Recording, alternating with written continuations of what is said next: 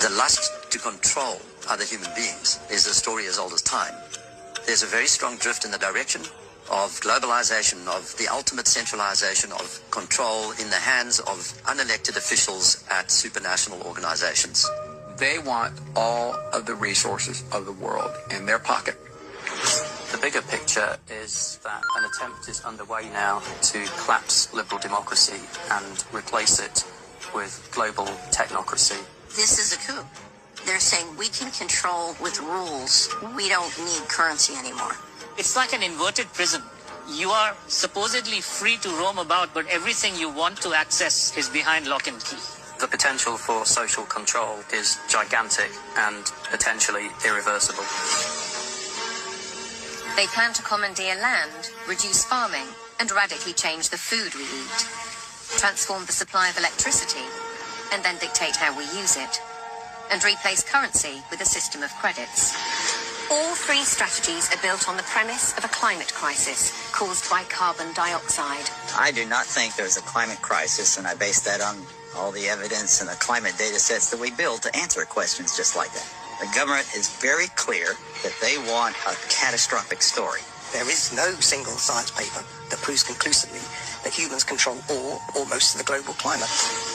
Europe's mad dash towards net zero is effectively economic suicide. Politicians are purposely impoverishing ordinary people, purposely deindustrializing Europe.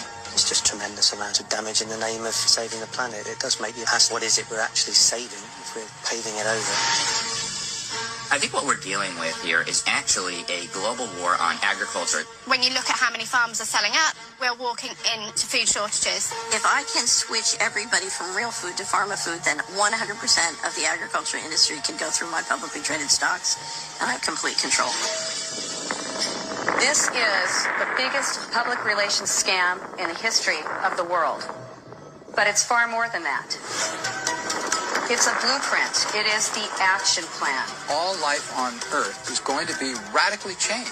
Everything will be monitored. The environmental consequences of every human action. The general population cannot fathom the psychopathy of the vision that they're facing. Once the digital ID is in place, it's game over for humanity.